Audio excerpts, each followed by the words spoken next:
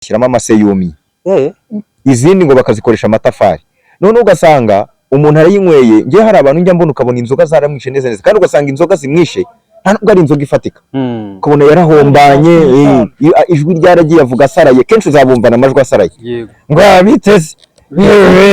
bitese mwana wowe bivuze neza bitese mwana nuko bavuga ijwi nyine riragenda kubera ibiyoga by'ibikorano ibintu bibi n'inzoga iyo ari yose nimbi ariko noneho muri iyi minsi ya none bantu rwose munakizwe kuko ubu hariho ibiyoga by'ibikwangari abantu umuntu aragenda ukabona kubera ko amafaranga wenda akore ari makeya agasagura 1000 cyangwa icyo cya 5 akagenda akagura icyuma kandi kiriya cyuma nkwe ibira biyoga ngo biti ibyuma ni ibiyoga bigera mu nda bigacekagura inyama zo mu nda ibira biyoga ni bibi cyane ivi rwose uzambare ntukanywe inzoga oya ariko kuba tubwiye ko ari umukristo ntago nzinywa ariko nyine ku bantu bazinywa banywa akayoga gake babyita akayoga gake oya nibaziveho kuko inzoga sinziza ikindi n'abantu bajya mu buraya ubu ngubu hateye ikintu bita indwara noneho hariyo yaje ngo ubu ngubu ngo yitwa mukandara nimba ari mukandara nimba yitwa ni umutezi ngo indwara yaje y'uwo mutezi ngo wimbwa noneho ngo uwo mutezi ni wa mutezi ngo umuntu ajya gusambana yambaye n'ubwirinzi ngo wa mutezi ugapfumuramo aho ngaho umutezi w'imbwa ugapfumura neza ukinjira rwose kandi bitwa ngo bikingi yes ni ukuvuga ngo rero gusambana muri iki gihe abantu nibashaka babireke nabyo bifite ingaruka nyinshi abaryamana bahuje ibitsina hari ahantu muba mukoresha ntago ari sawa nira bya kinyarwanda yego so abantu rero barashaka kwiyambura bo bari bo kera mu Rwanda wenda icyo ntemera n'impangara nkuhangara kera habaga icyo bita kuganira habaga icyo bita gutebya ugasanga abantu nyine baratebya barishimye bigatuma nyine n'abantu barushaho buriya ngo no guseka cyangwa se kwishima byongera iminsi yo kubaho niko biri ariko abantu b'iki gihe barashaka kwigira barakare runaka yaje kurica no kuvuga ibi nibi we kutahaje ngo bivuge ni ukuvuga ngo kenshi na kenshi mba mbona abantu bamwe bashaka kwigira abanajyuwa bamwe na bamwe noneho bakabikora bifashishije ijambo ry'Imana biriya bintu rero n'ubu muntu bukeya ntabwo biba bikwiriye ayindi myuka mibi baba bakoresha ni bibi cyane urumva abanyine imyuka mibi se yabura ntabwo yabura ako hari n'abantu batazi kwiyubaha njye buriya nureba no mu rusengero iyo nagiye kwigisha umuntu mu bantu bwarayoyotse iyo nagiye kwigisha mu rusengero njye ntabwo meze nk'ababwiriza butumwa bateye bo baza bafera babeshya njyewe nigisha ngaragaza facts wibwira abantu ngo kunywa inzoga ni icyaha zana facts zigaragaza ko kunywa inzoga ari bibi babwira ibibi by'inzoga umuntu azayivanaho ariko kuza uvuga icyaha ariko ubundi umuntu akubwiye ngo definition y'icyaha ni ubundi wayidekiriva gute icyaha gisa gute bwira umuntu uti nusambana ushobora kurwara umutezi nusambana ushobora kugira gutya nusambana ushobora uwo muntu uzaba umwigishije neza kuruta uko mubwira ngo gusambana ni icyaha noneho hari abantu bajya kwigisha ngo gusambana ngo birabiha shuwa gusambana birabiha uriya muntu ashobora kuba asambana dukomeze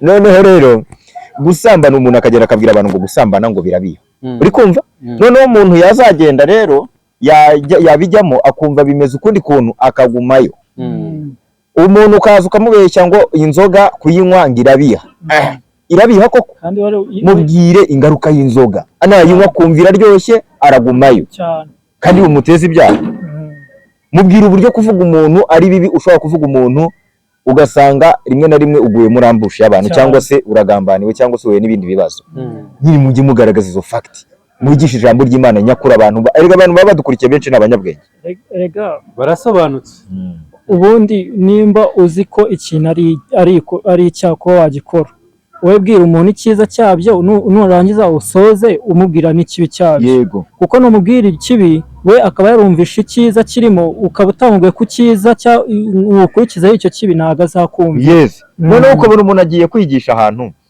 ngumva benshi bakunda guhina n'amajwi bariya n'abesikoro ngumva kandi mu buzima busanzwe sikavuga ngo kwiba ni icyaha kwiba ni ikosa umuntu yagiye yari yateruye miliyoni 5 ayisagura inzu direct ahubwo mubwira ingaruka ziva mu kwiba ni Mushimu Uwiteka TV yes kuba cano ari ya gikristo yego ntabwo bivuze ko iyo cano hatazaho abantu baganira batera ubuse niba ariko navuga baganira kandi ntunywe inzoga baganira bya kinyarwanda yego so abantu rero barashaka kwiyambura abo bari bo kera mu Rwanda wenda icyo ntemera n'impangara nkuhangara kera habaga icyo bita kuganira habaga icyo bita gutebya ugasanga abantu nyine baratebya barishimye bigatuma nyine n'abantu barushaho buriya ngo no guseka cyangwa se kwishima byongera iminsi yo kubaho niko biri ariko abantu b'iki gihe barashaka kwigira barakare runaka yaje kurica no kuvuga ibi n'ibi we kutahaje ngo bivuge ni ukuvuga ngo kenshi na kenshi mba mbona abantu bamwe bashaka kwigira abanajyuwa bamwe na bamwe noneho bakabikora bifashishije ijambo ry'Imana biriya bintu rero ni ubumuntu bukeya ntabwo biba bikwiriye ni Mushimu Uwiteka TV.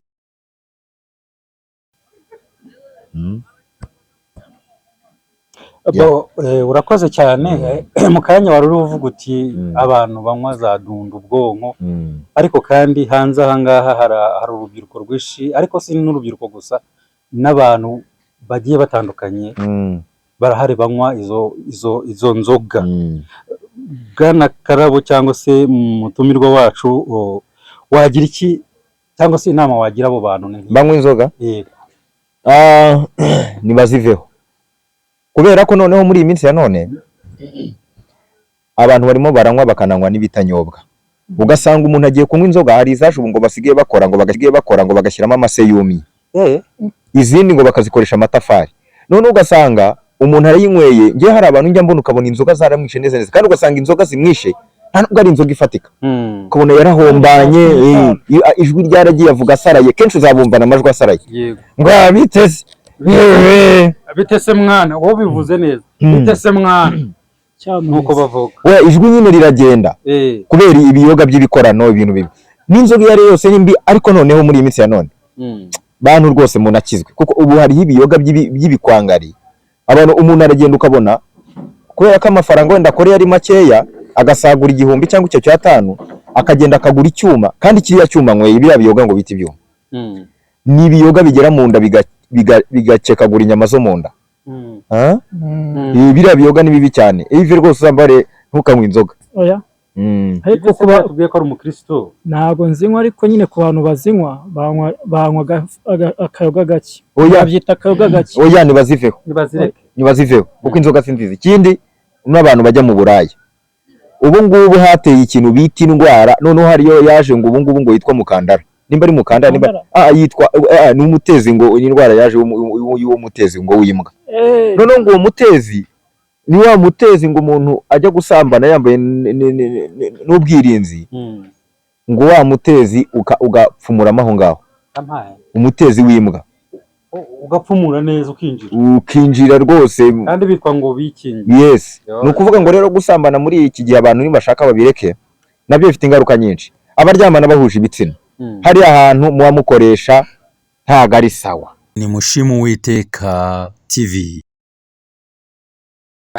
mbabwize kugenda ndashaka kuzakora ikiganiro nkavuga kuri ibi bintu ahantu noneho ahantu umwanda uturuka noneho umuntu agafata igice cy'umubiri w'Imana yamuhaye niko kwinezeza ajya no umwanda none ikindi ari utingwa n'utinga bose bahura n'ibyo bibazo none ugasanga wenda turimo nizere ko abantu bakuru barimo baranyumva cyane ndirinda kujya in deep ugasanga nk'uwo batinga we abafite ibyago byinshi byo gupfa aragira gutya bakamutinga bakamusorezayo bakamusorezamo noneho urabizi ko umugore we agira ukwezi k'umugore kuvidura bya bintu byose bikajya hanze uwo nguwo we bihamamo abameze nk'ikideshi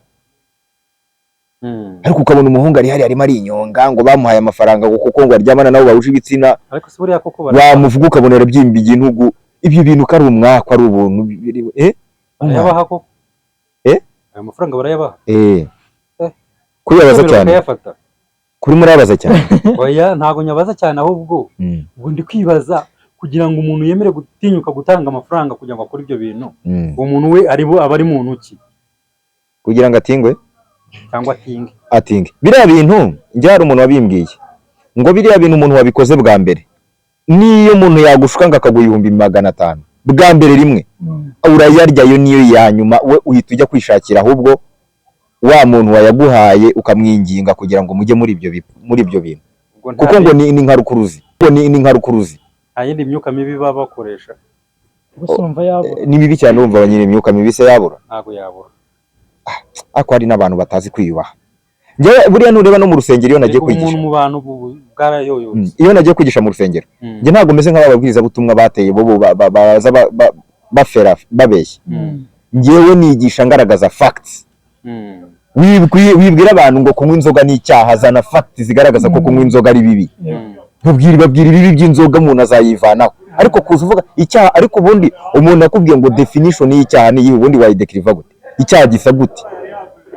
Bwira umuntu uti nusambana ushobora kurwara umutezi, nusambana ushobora kugira gutya, nusambana ushobora.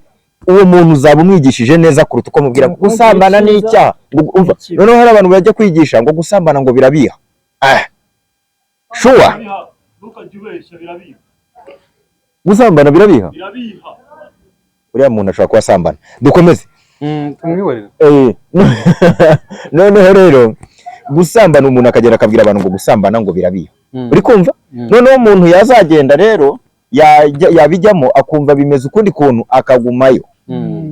Umuntu ukaza ukamubeshya ngo inzoga kuyinywa ngirabiha. Irabiha koko? Mubwire ingaruka y'inzoga. Anayinywa kumvira ryoshye aragumayo. Kandi umuteza ibyaha. Mubwire uburyo kuvuga umuntu ari bibi. Ushobora kuvuga umuntu ugasanga rimwe na rimwe uguye muri ambush y'abantu, cyangwa se uragambaniwe, cyangwa se uhuye n'ibindi bibazo. Nyiri mujye mugaragaza izo fact, mugisha ijambo ry'Imana nyakuri. Abantu baba badukurikiye benshi n'abanyabwenge, barasobanutse. Ubundi nimba uzi ko ikintu ari icyaha kuba wagikora, wowe bwira umuntu icyiza cyabyo, nurangiza usoze umubwira n'ikibi cyabyo. Yego, kuko numubwira ikibi we akaba yarumvisha icyiza kirimo, ukaba utamubwiye ku cyiza ukurikizaho icyo kibi, ntabwo azakumva. Yes. Noneho uko buri umuntu agiye kwigisha ahantu, ngumva rero benshi bakunda guhina n'amajwi bariya n'abesikoro. Ngumva kandi mu buzima busanzwe sikavuga ngo kwiba ni icyaha, kwiba ni ikosa. Umuntu yagiye yari yateruye miliyoni 5 ahise agura inzu direct, ahubwo mubwira ingaruka ziva mu kwiba. Anga amaso Yesu niwe gisubizo cy'ibibazo byawe uko ingana. Ni Mushimu Uwiteka TV. Mubwire ko bashobora kumufata umuhe n'ingero. Yego. Ko bashobora kumufata bakaba bamuca ukuboko cyangwa bakamwica, cyangwa se na leta ikaba yamufunga. Bakamwica niyo nza atayijyana. Voilà. Ubu hano hihaniyemo abantu benshi. Abajura bari dukurikiye mwihane. Ndabizi ko hari igihe umujura yaba wenda yibye telefone akaba yadukurikiyeho yayibye. Wihane ubujura. Akura amaboko mu mifuka. Nimba udukurikiye kuri telefone wakuye mu buraya, ihana uburaya. Kuko kusambana ni ikosa. Gusambana biteza ibintu byinshi, bigutere umuvumo, bitera icyangiro. Completely. Bisaba kubikurwa umwakukurwaho n'Imana, cyangwa se n'abantu basizwe amavuta n'Imana. Gusenga niko ukuraho imivumo. Yego. Ngambwira. Biriya bintu by'uburaya, njye hari abantu nzi bagiye babijyamo kubera ubuzima bubi bari babayemo, bamara gufatisha ubuzima bakahita babivamo. Oya, aho ni bagende. Barahari. Nta buraya hano ntabwo bwemewe.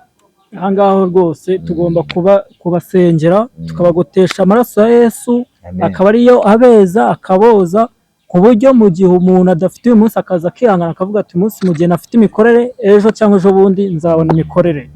Wagahagarara mu cyizere. Yego, kwizera Imana. Ndumva rero twasoze njye nkasanga umugore, ndumva ndimo ndatekereza ko madamu wanjye wenda ashobora kuba nkumbuye. Yego, reka nawe nsanga umugore n'umwana. Nibyo kandi inzira urimo niyo, kuko niba gukumbuye akatinda kukubona ntabwo byaba ari sawa. Ufite umugore? Yewe ndamufite. N'abana? N'abana. Umaze gukomera. Ukaba ufite na kamera? N'umukire. Na mashini n'izi mikoro n'izi. Ubu size? Niyo natiye. Iyi niyo watiye. Noneho rero reka nkwe promotion. Bwira abantu bagukunda, ubahe nimero bagutera inkunga bakurusha amafaranga. Yego. Bakuguriye mikoro. Bangurire mikoro. Kuko afata akakuririye. Uya kandi sawa, kibazo nuko agatirano ngo nikamara imbeho. Ubu ugiye kongera ugasubiza. Ubutawe wenda nujya kugatira bazakakwiba. Azane ya yindi ifite umugozi. cyangwa n'uwo uzagure n'utungutu. Yego ntago turi butinde kuko n'ubundi n'amasaha aragiye. Reka gusa dushimire mwebwe mwitabiriye ubutumire bwacu, mukaba mwaje kuganiriza abakunzi bacu bose. Imana y'amahoro ibahe imigisha myinshi. Twongere dushimire abari badukurikiye muri aka kanya ndetse n'abazadukurikira mu minsi iraza cyangwa mu bihe bizaza, nabo bakomeze babane natwe. Ariko Yves ngo hari ubutumwa mutarasoza cyangwa tutarasoza, twababwira duti mubwire abadukurikiye ko niba bishoboka nitwongera kubatumira muzaboneka mu kiganiro. Yves Cacambu wanyarutse vavo. Njyewe ndashaka muri iyi minsi mikuru twegereje tugiye kujyamo, yego nasabaga abantu bari i Nyamata ko bajya ahantu bita Termina Bare. Oya ibyo bya bare rero hano kuricana ntabwo byemewe. Umva nkubwire ntabwo byemewe, nta nzoga ziriyo. Impamvu bahise bare bashyagamo inzoga, ariko nabo babaye barokore basigaye bicuruza ibintu by'imitobe na komande ziba zihari, inkoko iki. Ku bantu bafite imiryango mwatwara abana banyu mu gihe batsinze mukajya kubatembereza mukaba mwabahemba. N'abandi bashaka kujya kurya iminsi mikuru aho hantu bakaba bagiye bafite n'amacumbi ku giciro gike rwose. Termino Bare hari i Nyamata muri Mbyo. Nimero ni 07 91 72 72 2. Umva ngira utunibwira abantu wowe kugaruka uzagaruka. Nzagaruka rwose ahanga basengere imyuka mibi imvemo nimba hari niyo urayifite se? Ntayo mfite. Ahubwo nyine kubera isi turayigendana, ntabwo tuba nimba ufite imyuka mibi Imana ikundinde. Ntabwo tuba tuyifite, ahubwo kubera isi duhura n'ibisitazaga byinshi. Icyo mbabwira nuko mbakunda, buri muntu wese ndamukunda uko uri kose, mwese ndabakunda. Unyanga we ibyo biramureba, abafite imitekerereze ye ntago, ariko ibyiza nuko yankunda kuko kwanga umuntu nta kamaro karimo. Ikindi ndabwira abantu mukeneye gukora mariage, mukeneye gusohokera ahantu heza, jya ahantu bita kwa Jados. Ni hano ku Gisozi hirya Beretwari mu cyapa cya tagisi ukebutse gutya uhita ubona ahantu handitse kwa Jados.